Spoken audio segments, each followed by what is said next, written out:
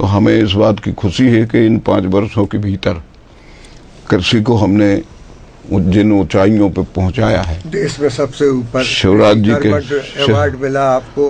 हाँ, शिवराज जी के नेतृत्व में और उनके मार्गदर्शन में, हर समय हर कदम पर उनके सहयोग से Krishi Karman award, best agriculture state of India leadership award, फिर best technology, best agriculture practices and highest growth के लिए फिर हमें अवार्ड मिला। तो लगातार 4 बार जो है सम्मानित हुए और राष्ट्रपति, महामहिम राष्ट्रपति जी ने 2 बार सम्मानित किया।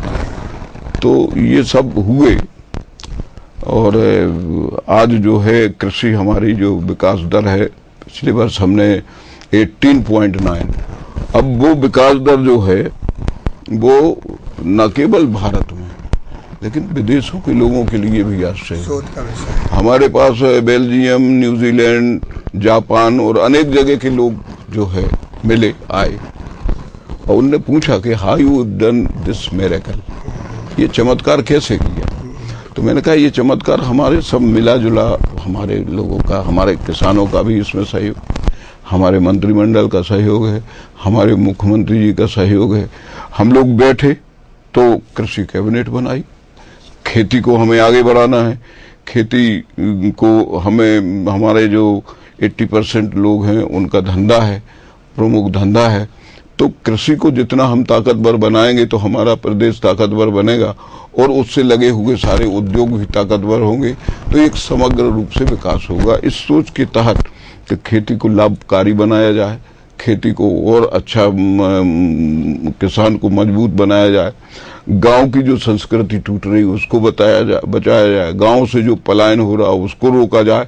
और ये सारी चीजों को समझने के बाद कृषि कैबिनेट बनाई और कृषि कैबिनेट में वे सारे विभाग शामिल किए जो खेती से संबंधित है, जैसे बिजली है, जल संसाधन है, आपका राजस्व है, वन विभाग है, ग्रामीण विकास विभाग है, ये जितने भी विभाग जो उसमें जरूरी हैं उन सारे विभागों को सम्मिलित करके और फिर विशेष रूप से कृषि कैबिनेट की बैठक करके और निर्णय लिए। आपको ध्यान होगा उसी समय पाले की समस्या बनी, तो हम धन्यवाद करेंगे अपने मुख्यमंत्री को। उन्होंने एक कमेटी बनाई और कहा पाले से निपटने के लिए, किसानों को मदद करने के लिए हम क्या कर सकते हैं।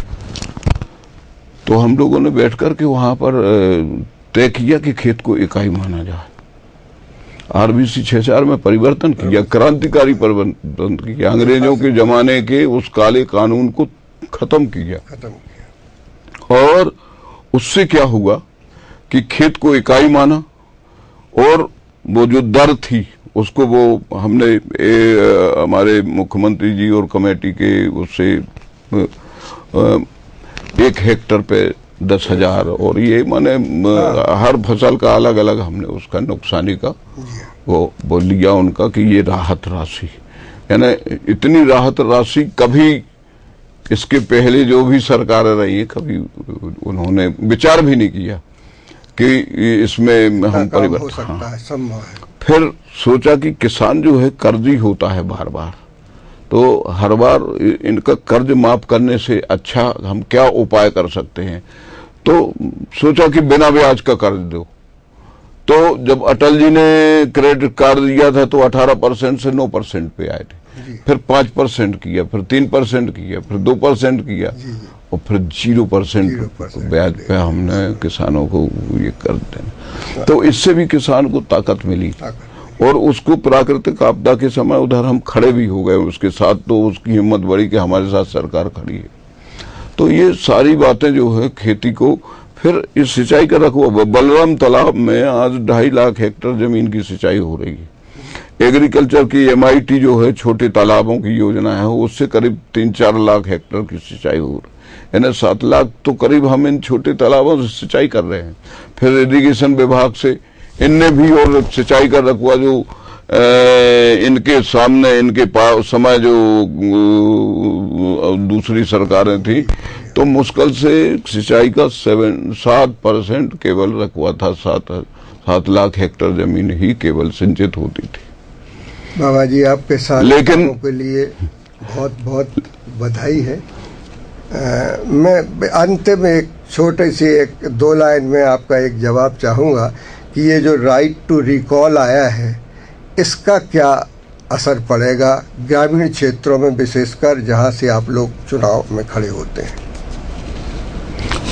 अब लोगों को अपनी कर्मठता का परिचय देना पड़ेगा, अपनी ईमानदारी से लोगों की सेवा करने का काम करना पड़ेगा, ताकि लोगों का स्नेह, विश्वास और भरोसा और अटूट बनता चला जाए, और उसको और उसकी पीठ थपथपा करके कि तुम पूरे समय काम करो, हमारी सेवा करो, ये करना पड़ेगा। बहुत बहुत बधाई आपको, बहुत बहुत धन्यवाद। कृपया ऐसे ही स्टूडियो पधारते रहें और हम आपके विचारों को लोगों तक पहुंचाते रहेंगे। धन्यवाद।